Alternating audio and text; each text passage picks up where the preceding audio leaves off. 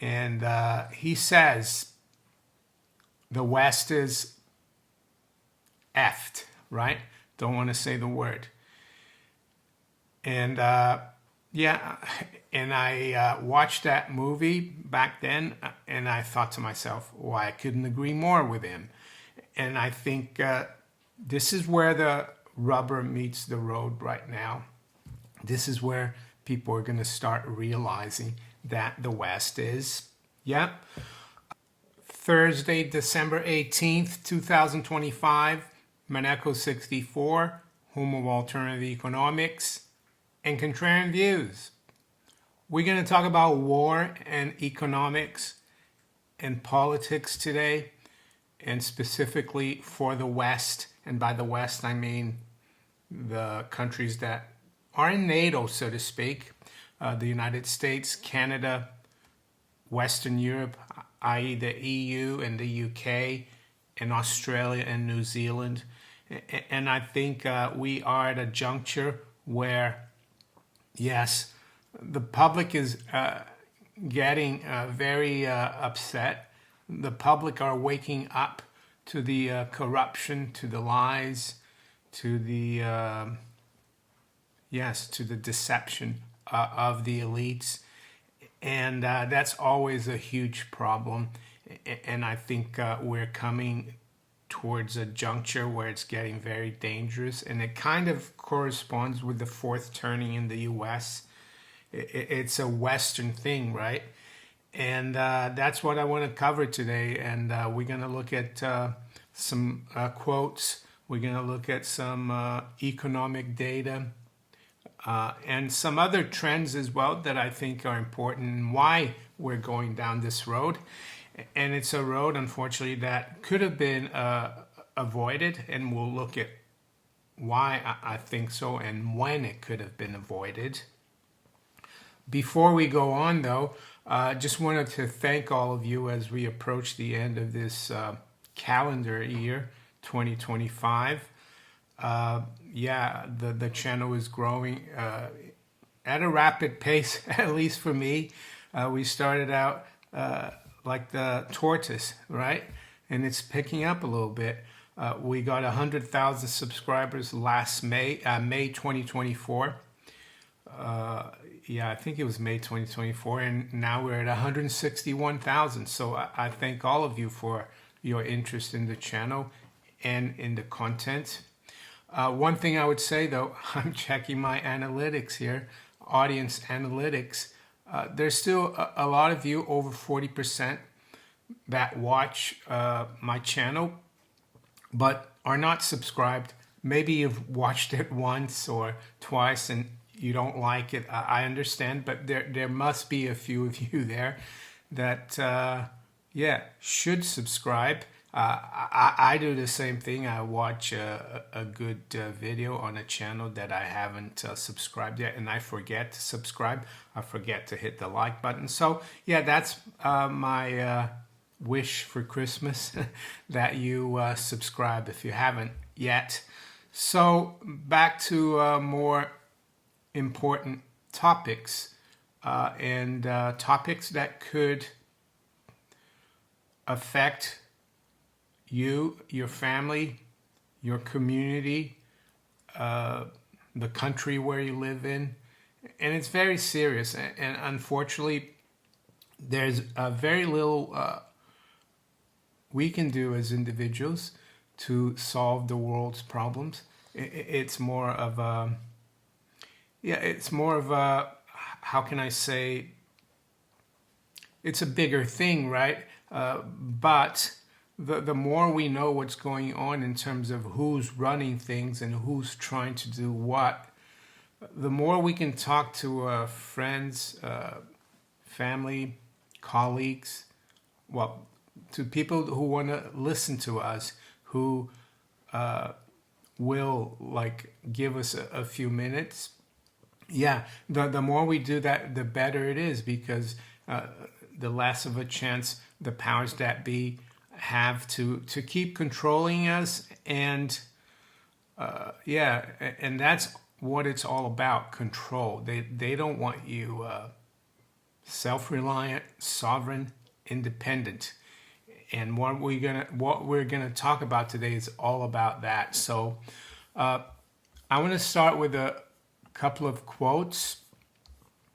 The first one is by an American writer called Randolph Bourne, and he said the following: "War is the health of the state, meaning war makes governments powerful by fostering unity, suppressing dissent, controlling resources, making citizens prioritize national interests over individual ones, effectively solidifying state authority and making people identify with the state rather than society or community.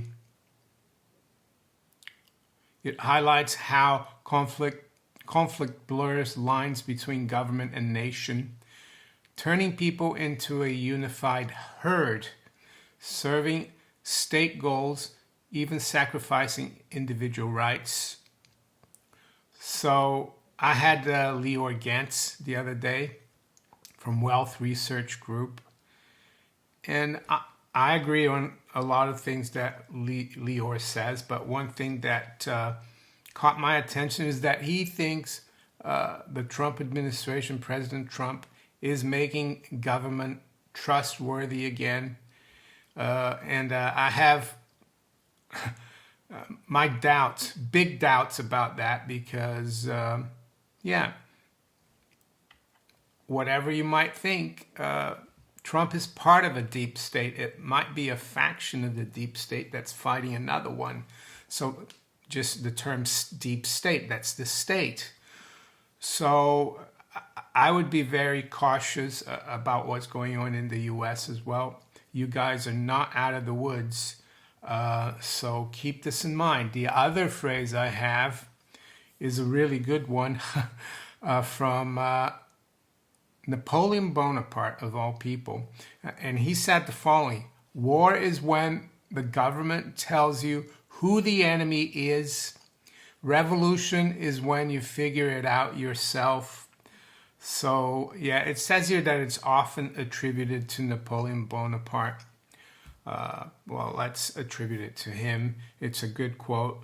And I think this is what governments in Europe, Western Europe in particular, and I say Western Europe because Eastern Europe had its collapse already back in the late 80s, early 90s.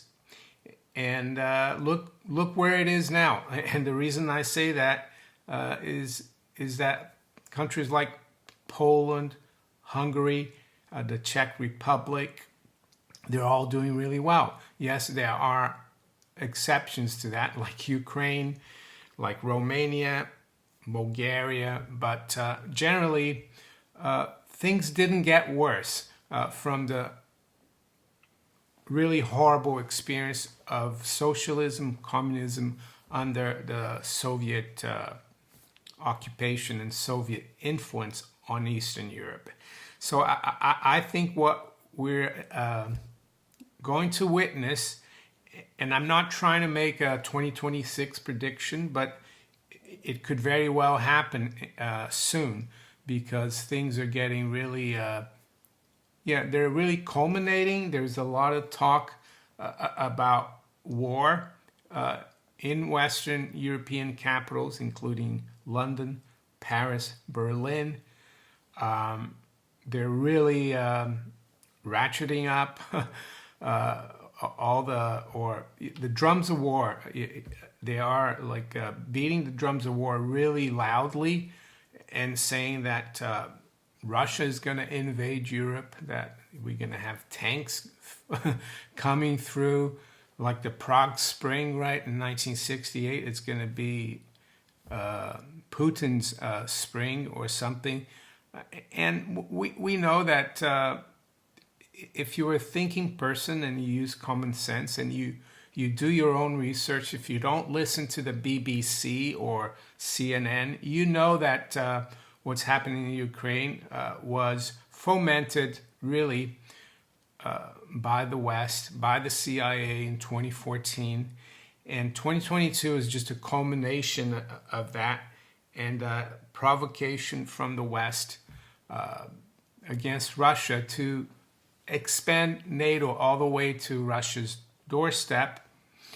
And I can understand why Russia isn't happy, or Putin isn't happy about that, because when the Soviet Union collapsed, the United States, under Secretary of State James Baker, President Bush Sr., they told Gorbachev, and I think it was Shevardnadze, the foreign minister of the Soviet Union at the time, that NATO would not go east of Germany. It would not expand. So yeah, the Russians or the Soviets, they took the U.S.'s word, and they withdrew. They withdrew all their troops or their forces from Eastern Europe. And now, yeah, it's understandable. So Russia is not trying to invade Europe, in my opinion. And the only reason they're playing this card is that it comes to economics, which is what we cover mostly here. But geopolitics is very important as well. So what's the economic scenario? Well, the economic scenario is that the world is buried in debt, 345 trillion approximately dollars. World GDP is just over 100 trillion a year, about 115. So yeah, world debt is 300% of GDP. Granted, Europe public debt is about 100% of GDP, but there's a lot more debt out there. And Europe, unfortunately, has gone a lot further down the socialist route. The US has gone down that route as well, but not as far. The economy there is more dynamic.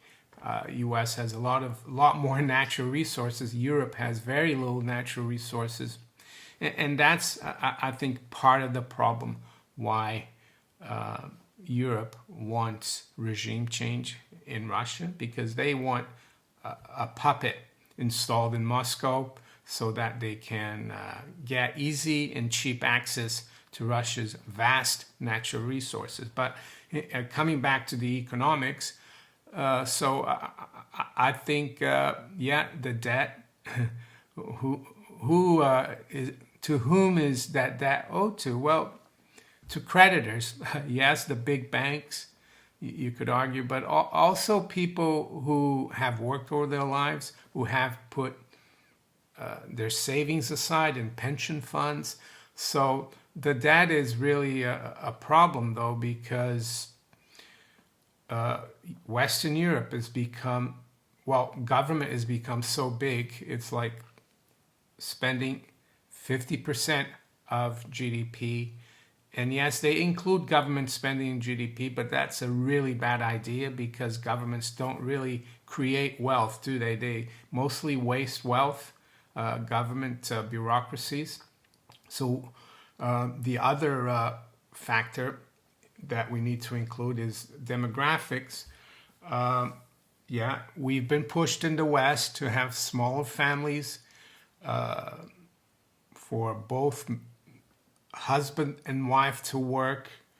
And of course, we had the baby boomers, massive population increase after World War II, and they're now going to retire, and they're retiring already, and it's going to be big amounts in the next few years. It's already started.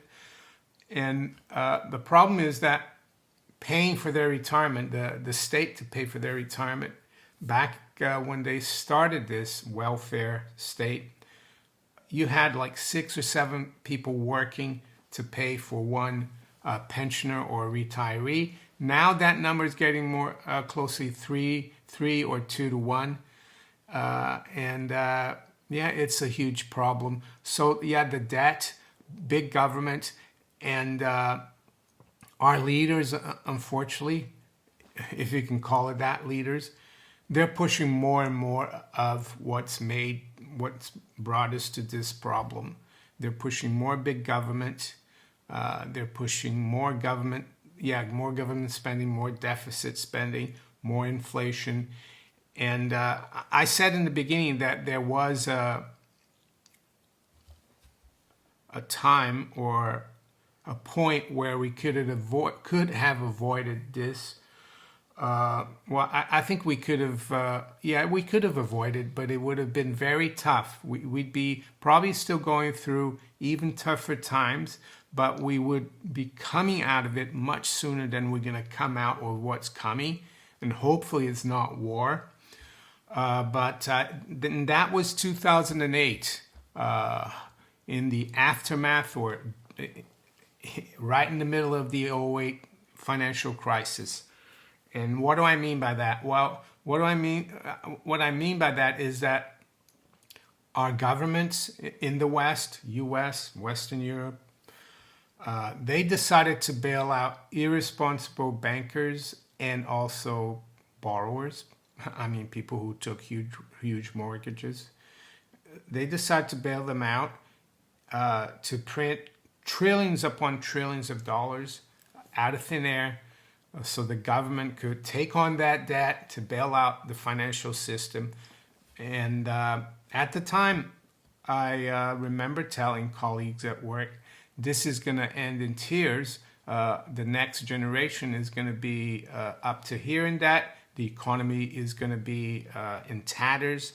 And it's all happening. We haven't really come out of this depression that we had after the '08 crisis. It's all been artificially pumped up by government spending into GDP. GDP is really, in real terms, in private sector terms, has gone nowhere.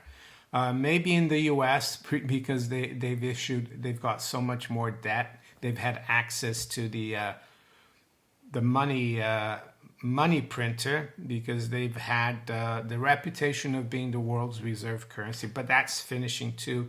So there's a really good scene in a movie that I recommend called The Last Days of Lehman Brothers. And it's a scene where the Secretary of the Treasury, Hank Paulson, is meeting the major Wall Street bankers at the New York Fed in a boardroom somewhere. And he goes on about what's happened, right? All the derivatives, all the leverage. And he says the West is effed, right? Don't want to say the word. And and I watched that movie back then, and I thought to myself, well, I couldn't agree more with him. And I think this is where the rubber meets the road right now.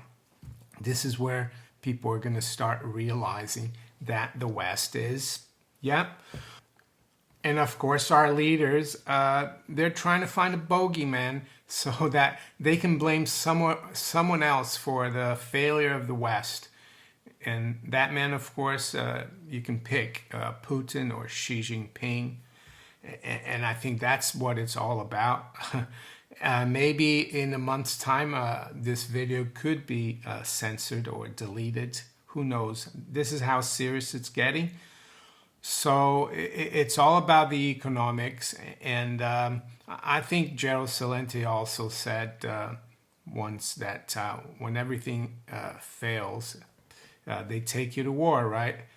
And this is what's concerning now about the financial system, the economy. And I think the rise in the price of gold and silver is a reflection of this risk. And so what do we do as individuals in such an environment? Well, I've learned one thing since April 2024 or before that.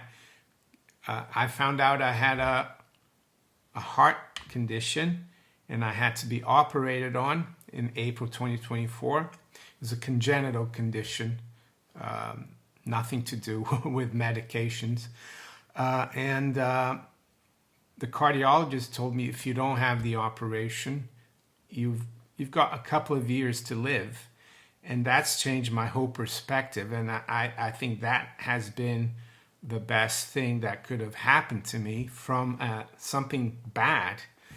And yes, I'm very happy with gold, silver, and the miners this year. But the other thing I've done, I've invested in myself. That's the best investment you can make in yourself, not just a body, but your mind, your soul as well, because you can lose everything, but if you're there in body and mind, you can always make it back. So I think that's the most important thing. The other thing is, I've told you all these things today that seem very serious, and they are, but I wouldn't fear them, because the world's gone through a lot worse in the past, and we'll make it through this next fourth turning, I think. So in terms of the markets, I see that the tech sector is having a little bit of trouble.